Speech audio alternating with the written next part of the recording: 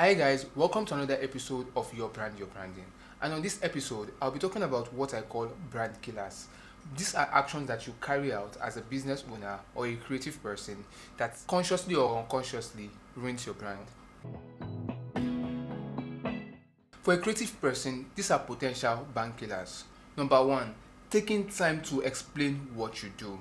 For example, if you come to your social media page and we find it hard to explain what you do from what we see from what you post, then there is an issue because you are seemingly confusing people, and this action alone can drive potential customers away. So your page should be a reflection of what you do. So we can simply tell like, okay, this is what this person is about. This person is a photographer. Even if you don't post your work, we should be able to see some elements of photography from your page. Another thing is lacking originality. This already explains itself. If you are easy to blend with the crowd, then we don't know you. And where your work does not stand out or is not distinctive, we cannot tell what you're about. When you fail to bring fresh ideas to the table, then you will easily just fizzle out and blend with the crowd. And I know as a creator, that's not what you are hoping to achieve. But if you need to stand out and you want to stand out in your field, you need fresh ideas. Another brand killer is overpromising and under-delivering. It's safer to just not promise at all than to promise and come short, because what this does to your brand is that you create a perception in people's mind that you are not reliable, because you will now be known for not being able to deliver what you promised, and that's not what you want for your business. Another one of these is poor communication skill.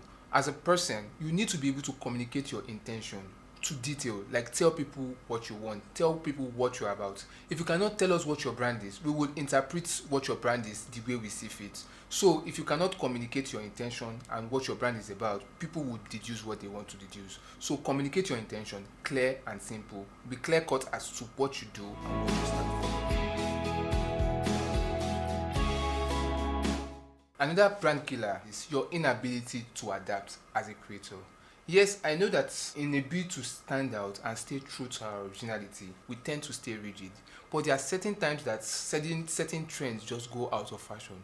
And sticking to them will mean that you want to kill your brand. Take for example, Nokia. One of the reasons Nokia went down in our very own eyes is because of their unwillingness to adapt to the Android system when they should have. They were once market leaders, but because they were not able to adapt fast enough, they fizzled out. Other brands like Tecno and Infinix and the likes went way ahead of them in the market, and just because they refused to adapt to current reality. So as a creative, my advice to you is, when there is a new trend, be willing to change. Yes, stay true to yourself, but know when to switch. Know when to adapt. The last and final brand killer I would like to mention is ignoring feedback. If you constantly ignore feedbacks, you are deliberately ignoring your growth process. And this in itself is negating what your brand stands for. You will not grow as a person because feedback are there to help you grow. Feedbacks are there to help you feedbacks are there to point the light to where you are not doing well enough. And feedback also protects your clients because they know that you are listening to them. But if you constantly ignore feedback that people prefer, it means that you don't want to grow as a brand.